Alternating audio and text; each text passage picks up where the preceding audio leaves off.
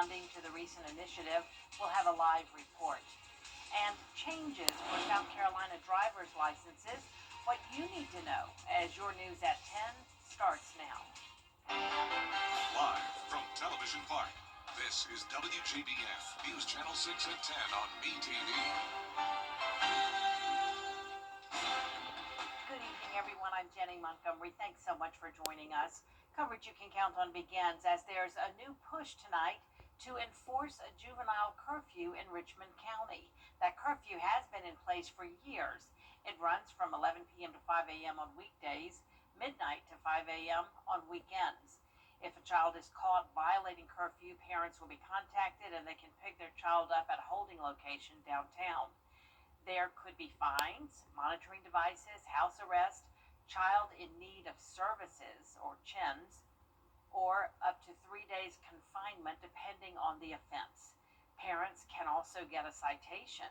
The Sheriff's Office is working with the court system and Judge Tiana Bias to enforce the curfew.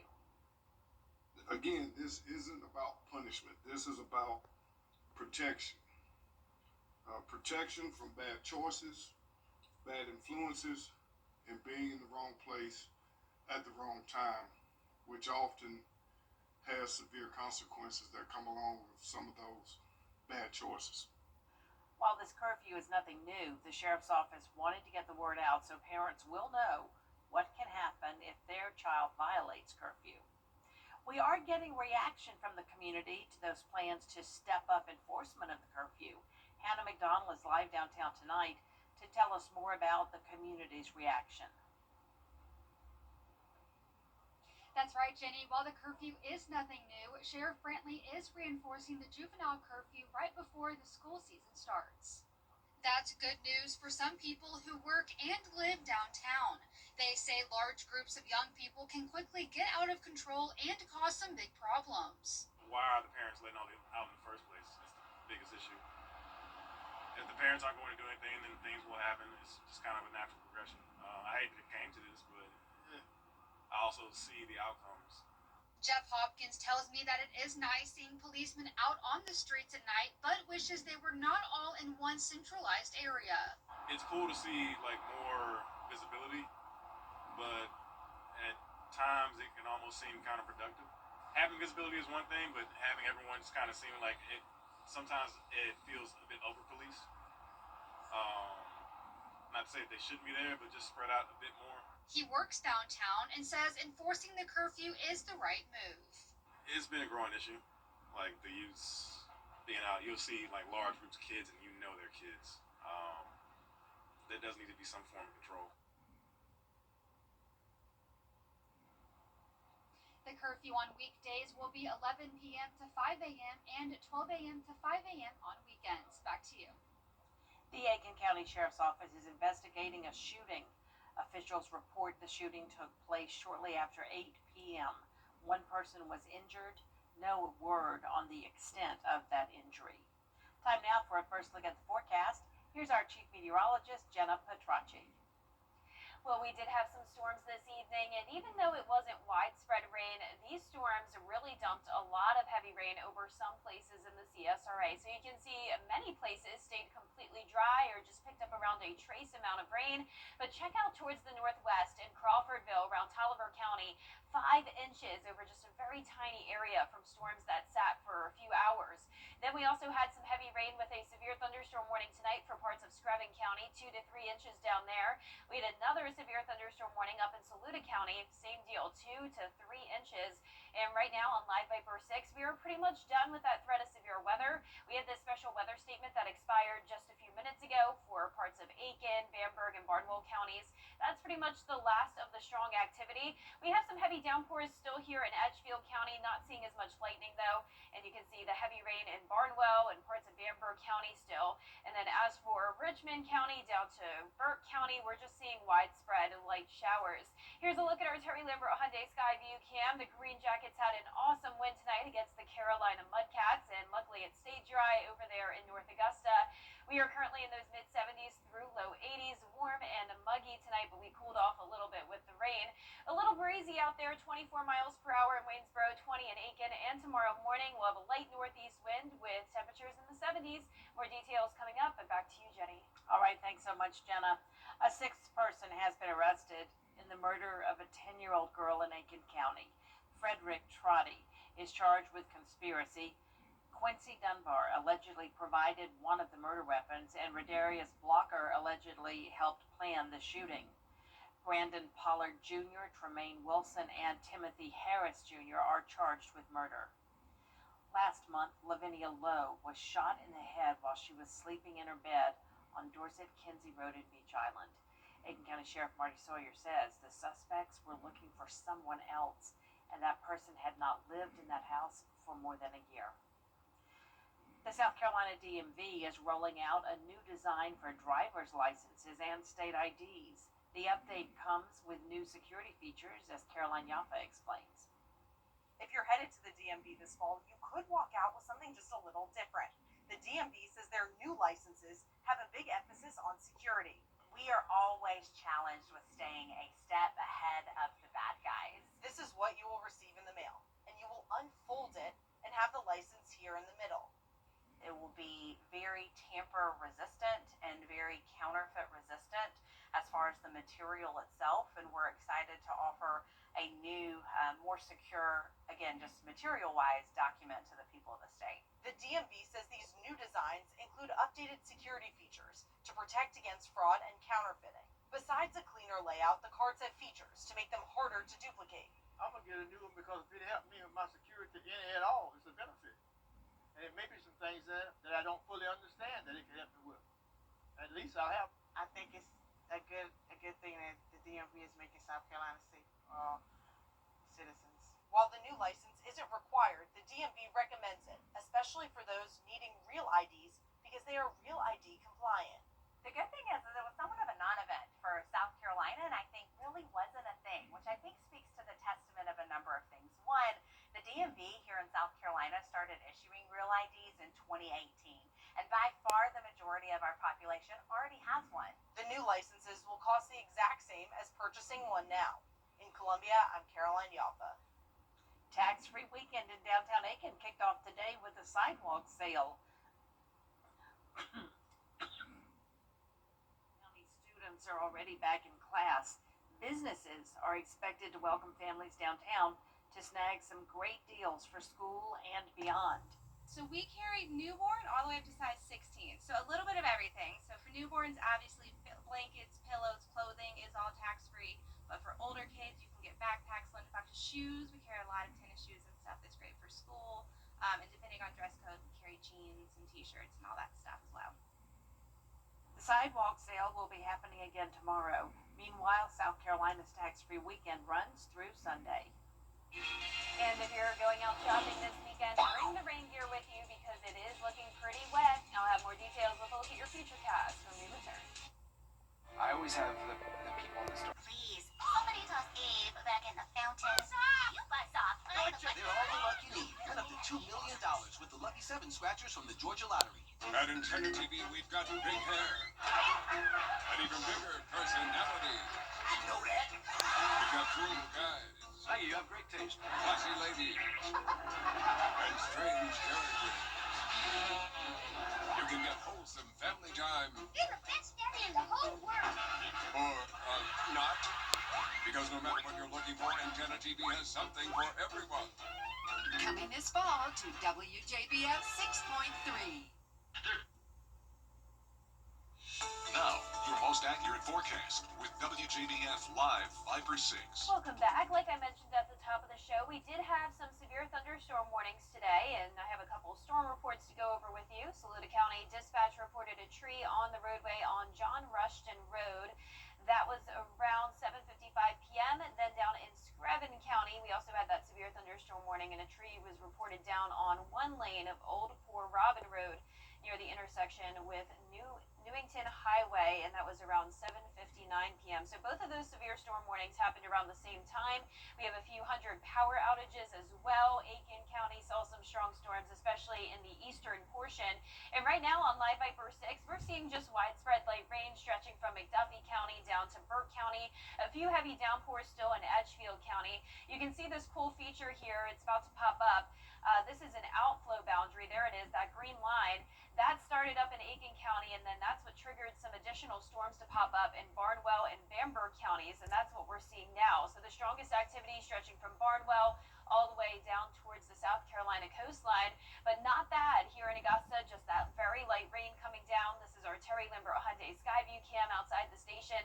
We're sitting at 83 degrees. It's still feeling like 88, very warm and muggy tonight with a northeast breeze.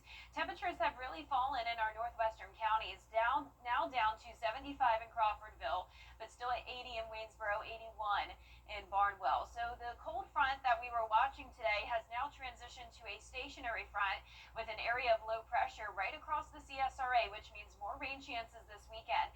So like I mentioned, if you're headed out shopping for tax-free weekend, you're going to want an umbrella and a rain jacket with you because rain is in the forecast all day long. And pay attention to these temperatures. We're starting out in the low 70s, and instead of climbing into the 90s like what we typically see this time of the year, we are only topping off in the low 80s. A huge change of pace from last weekend when we were at 100 degrees. We are going to struggle to even see the 80s on Sunday. This stationary front is going to help to put us in the wedge setup along with high pressure driving in a northeast wind. That'll bring in some cooler and drier air, but the stationary front keeps the moisture around, so clouds and rain chances. And our high on Sunday is only 80 degrees, not too far off from our record lowest high set back in 1969. And like I mentioned, some places could even struggle to get to the 80-degree mark. So what does that mean? Absolutely no heat stress potential. We've been showing this map all week long.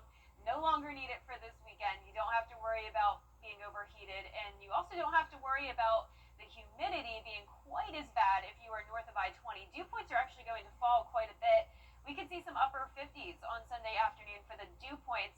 Higher moisture down towards the south, though, so that's where there will be a higher chance of rain and maybe a few storms on Sunday. But all of us are going to see rain on Saturday. Here's our feature cast at 7 a.m. Isolated showers and storms. Then once we get into the afternoon, another wave comes in, and this will bring some heavy downpours across the area by the evening hours. This is 5 p.m. It continues pretty much all night long. You can kind of tell that we have this area low pressure with that counterclockwise spin, just bringing rounds of rain. And then as we go into Sunday morning, still some scattered light showers, but with that drier air moving in, that'll limit the rain we see, especially for the northern half of the viewing area. So not a washout on Sunday, just much cooler with the clouds. Rainfall totals will be higher from Richmond County down towards the south, 2.5 to 3.5 inches.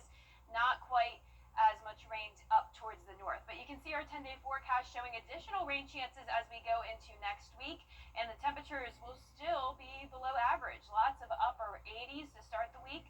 Then as we go into next weekend, we'll finally be back into those lower 90s, but nowhere near 100 degrees. Okay, sounds good. This weekend's going to be amazing. A recreation center in Aiken County is undergoing some major changes. A groundbreaking was held today for the project. It's located on Jefferson Davis Highway in Graniteville. Once complete, it'll feature new basketball courts, a drop-off zone, and parking lots. The pool, playground, pavilion, and walking trail will remain. Very important for this community at this part of the county. We're going to maintain the swimming pool that we have here, which is in good condition, but a couple of the other facilities are very old, and it's time to retire them and put the replacement in, so we'll have some better facilities for our citizens living in this part of Aiken County. The project is funded through the capital project sales tax. The center will be closed for construction until at least next summer. Coming up, why President Trump fired the head of the Bureau of Labor Statistics. We'll have those details after the break.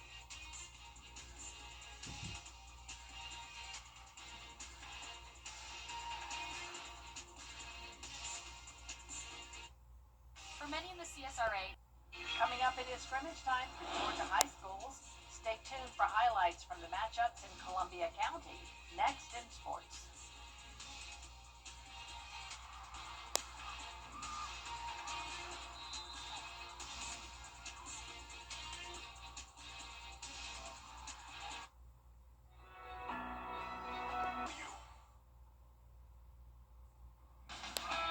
Now, WJBF sports coverage you can count on. The Georgia High School Association starts up football in 2 weeks from now, and they allow teams to get some preseason scrimmages in, with a handful happening around the CSRA. CSRA tonight. We'll start out first with the Greenbrier Wolfpack hosting the Westside Patriots, and first-year head coach Cedric Mason. Wolfpack driving here. Parker Brantley finds Verkari Guyton. He takes a hit here down on the 1-yard line. That sets up the next play here with Dylan Lamb barreling his way into the end zone with a little celebration here, but then the Patriots respond with a huge touchdown of their own. Now we go over to Evans High School. The Knights hosting the ARC Musketeers. 21-12 ARC lead in the fourth quarter as Lee Hutto, he begins his first year as the Knights head coach, previously a Westside head coach. Now Evans driving quarterback Charlie Bates finds Matthew West, who gets the extra yardage here and then some, finally brought down here to midfield. Then on the defense, they get a nice stop here. Our ARC's Matthias Bates not going anywhere there. Now for South Carolina, their season doesn't start for a few more weeks, but the excitement, of course, still there, especially for the Barnwell Warhorses, who put the full pads on starting Monday. Now, Barnwell coming off a 13-2 record in a 2A state championship appearance last season. However, this year's team play of new faces on both sides of the ball, with quarterback Cameron Austin now graduated. That position is currently up for grabs between Josiah Gibson and Damaje DeVoe, but these practices, upcoming scrimmages, and jamborees will help prepare them to have a strong season. When you coach in Barnwell and you come up as a Warhorse, these kids know that the expectation is to be around that ball game every year. So these kids have worked their tails off all off season. We graduated 24 seniors, but these kids keep coming, and have done everything the right way. So we're excited about the opportunity we have. You know, we're going to be a little different offensively and defensively, play a few more guys both ways, but in the end, there's still going to be a scoreboard on Friday night. Now the Warhorses kick off their season against Blackville Hilda. Now on over to college, the South Carolina Gamecocks picked to finish 5th in the SEC media poll, but expectations still high for Shane Beamer's program. Quarterback Lenora Sellers, he returns the National Freshman Offensive Player of the Year, passed for 2,534 yards, 18 touchdowns last season, and the team also officially named their backup quarterback and Luke Doty during the first day of camp. The Gamecocks looking to build off that 9-4 year, and Coach Beamer believes this group is different from years past. Understanding the hard work that it takes, and I think it's more just off the field, the development, the leadership, but this group's just got a, I don't know, different way about them. This is kind of a quiet, you know, we're a young team, but just very business-like in how they do things, and that's the way they've been since January. Now fall camp continues throughout this month, and they will begin their first game of the season against Virginia Tech. That's it for sports. We'll be right back. When you play Cash for Life from the Georgia Lottery, you can literally win. To get the weather, you need to see the whole picture. That's why Live Viber 6 gives you the Skyview network. Get a live view of traffic and weather from all over the CSRA. Available online 24 hours a day at WJBF.com and the free Live Viber 6 mobile app. The WJBF Live Viber 6 Skyview network. Powered by Terry Lambert Hyundai. Low prices, big selection, and committed to quality customer service. And last but not least tonight, it's like a sci-fi movie plot from the 1950s involving dangerous insects and radioactivity. But it's real. Radioactive wasps. Out there somewhere with George Escala. Around here we know, don't mess with wasps. And a nearby nest really got messed with. Sound bad. I hope they find a way to kill it. Even the BBC is reporting on it. A wasp nest discovered at Savannah Riverside, but no ordinary one. I thought it was kind of strange that they would find a nest of radioactive wasps. So, I mean, obviously this ended up being a bigger story than what I thought. And bigger could be the key word here, because in 50 sci-fi movies, insects and radioactivity don't mix. Talk about large and in charge. What's going to happen if you find a nest of radioactive wasps? They're going to grow and then go out and kill everybody. I mean, it becomes a mutant and generally turns into something pretty deadly. They sting people and then they try to kill us all. They grow to the size of a battleship. Yes, they do. You know for a fact they're gonna grow to I don't know for a fact. I'm just worried. Well, I mean, I don't know. I hope that they don't. Yes, we all hope we don't have a 50 sci-fi thing going down around here. But if we do, we got some possible names for the movie. They came from Savannah Riverside or SRS, the supersized radioactive stingers. That would be good too. Out there somewhere in Aiken County, George Escala, WJBF News Channel 6. Where does George find this stuff? I know, right? Oh my gosh. That's a unique one. I mean, wasps are already bad enough. Right, Radioactive certainly. wasps. That's scary. Don't need that. Yeah, scary thought. Well, our 10-day forecast is showing some storms in the forecast this weekend. We're hearing the rain now at the station, so light showers will continue over the next couple of hours here in the CSRA. No longer expecting anything severe, though. As we go into the weekend, the chance of severe weather goes down, but we will have the chance of some minor flooding with all the rain that'll be here. Highs will be much cooler in the low 80s, and then next week still only in the upper 80s with continued chances of rain. Thank you so much for watching, everyone. The news continues at the top of the hour on News Channel 6 at 11.